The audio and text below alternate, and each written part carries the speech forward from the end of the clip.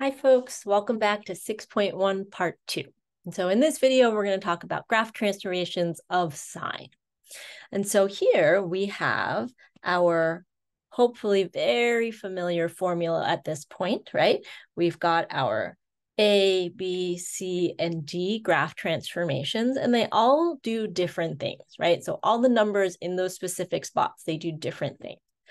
And so what I want to really make clear in this video is the order in which they happen, okay? And that's something that I think some of us are still a little bit confused about.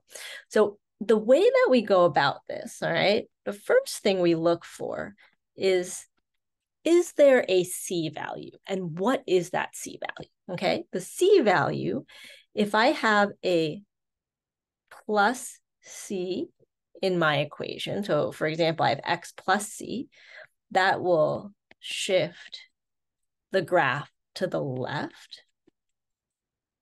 And if I have X minus C, we will shift the graph to the right.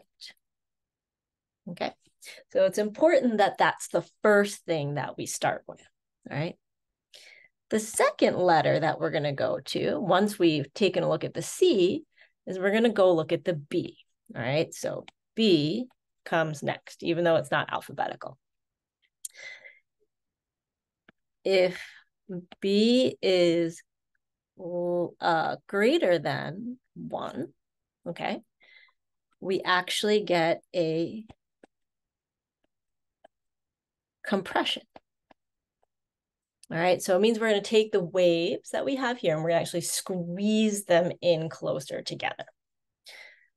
But if B is less than 1, we actually get a stretch. Okay, and it should be noted that both of these are going to be horizontal.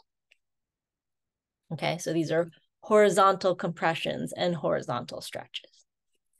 All right, after we take care of C and we take care of B, then we go to A. Right? So if A is greater than 1, we end up with a stretch. And if A is less than 1, we end up with a compression.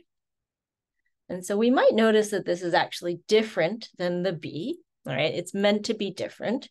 And these stretches and compressions are not talking about the things that happen vertically, they're not talking about what happens horizontally, but rather what happens vertically, right? Last but not least, we'll take a look at D, all right? If we have a plus D, will shift up, and a minus D, wow, what's happening here, Judy? Minus D will shift down.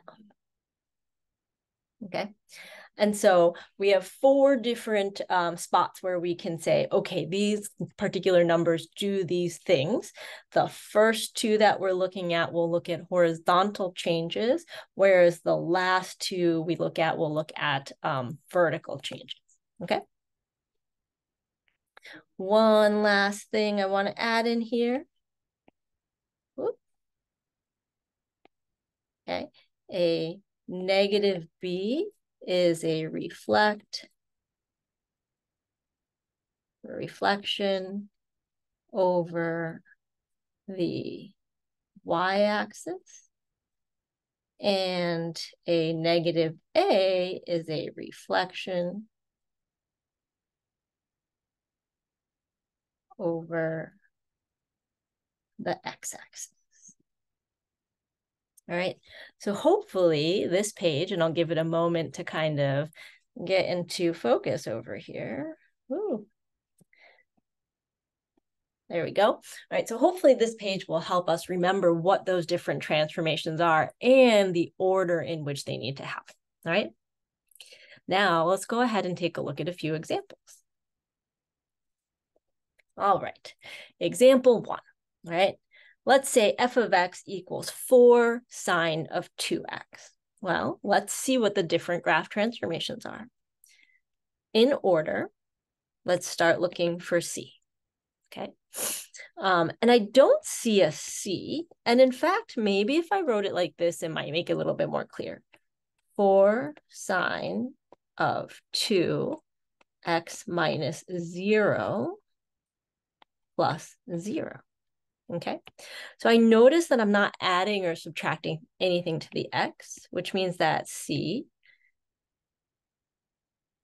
well, c is 0, no horizontal shift. Okay, there's no horizontal shift. So our graph is just going to stay as it is. Then we take a look at b. All right, so what is our b value here? Our b value is 2, okay? And what I told you above is that that 2 is bigger than 1. And so that means that we actually have a horizontal compression, okay? So b equals 2. That means a horizontal compression. But more than that, we need to be specific about how much we compress it, okay? And it turns out that this 2 means we have 2 waves where there was 1.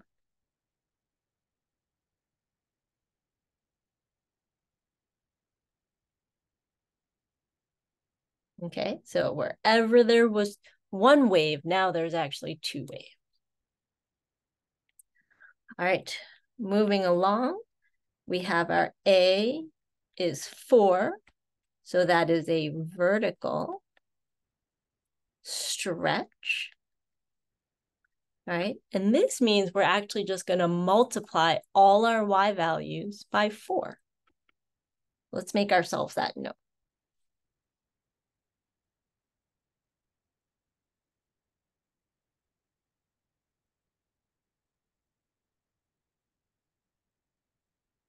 All right, and oops.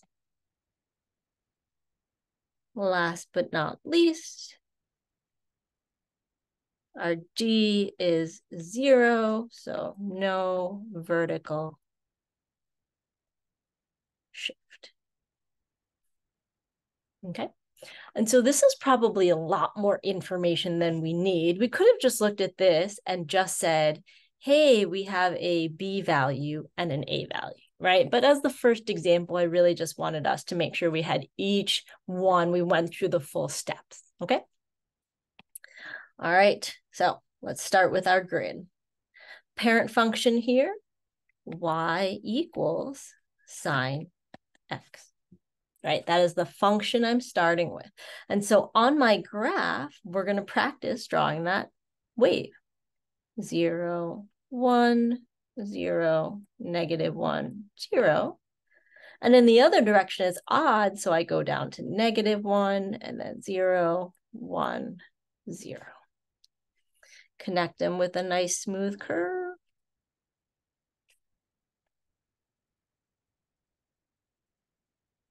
And there we go. Okay. All right, so that's our parent function. Now, the first transformation that happens is B. So the equation we write is y equals sine of 2x. And the words we put with that are 2 waves where there was 1. Okay. Now, another way we can say this is that we can say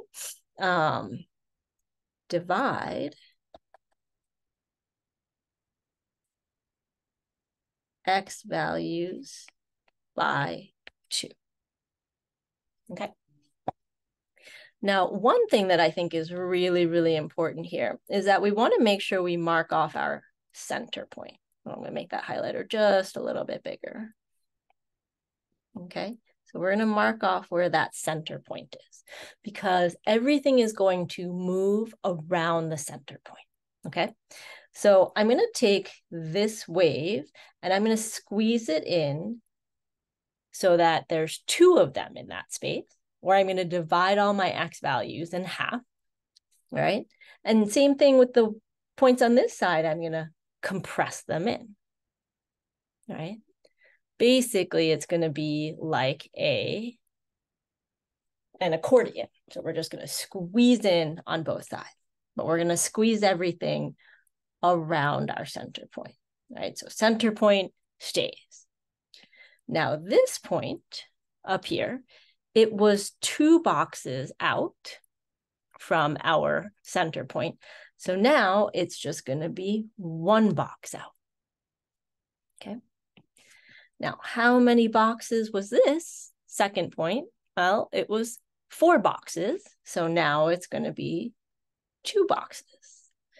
And then we keep following that pattern. We'll see that we get 1 wave, and we even have space to do a second wave. Okay. And so now where there was 1 wave, 1 regular sine wave, now we have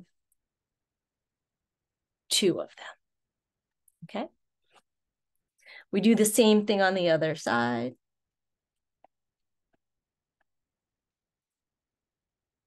And we connect them all. And we mark our center point. Okay. It's really important to me that on your quiz, you show me where that center point is. All right. All right. What is our other transformation? A is 4. So we multiply our y values by 4.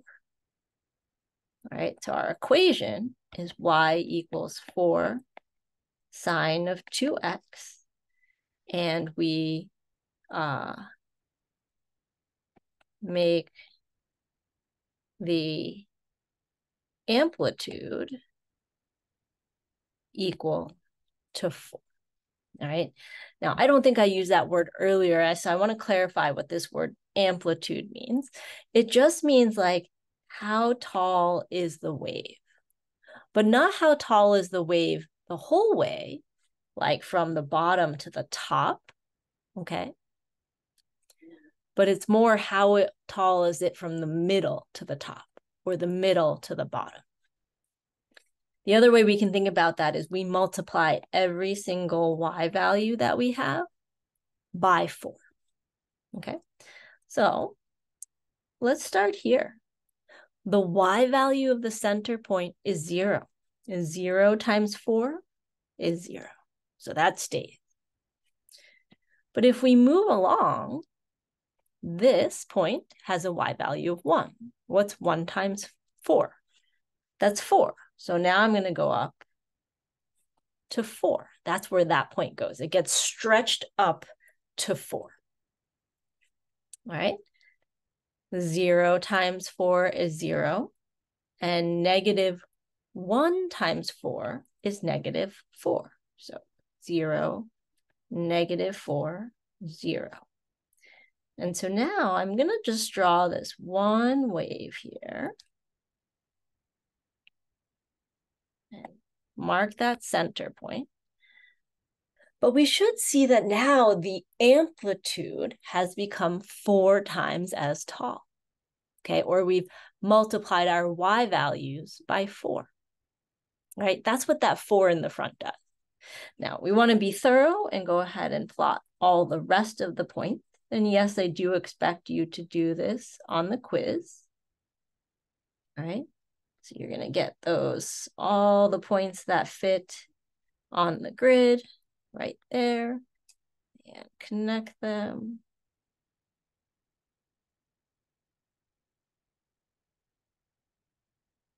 All righty. Let's get this all on one page for us. All right. And so that, my friends, is an example of the graph transformation sort of broken down step by step. Okay, so we're going to stop here for this video, but when you come back in the third video, we're going to take a look at 2 more examples for the sine. All right, so I'll see you back here.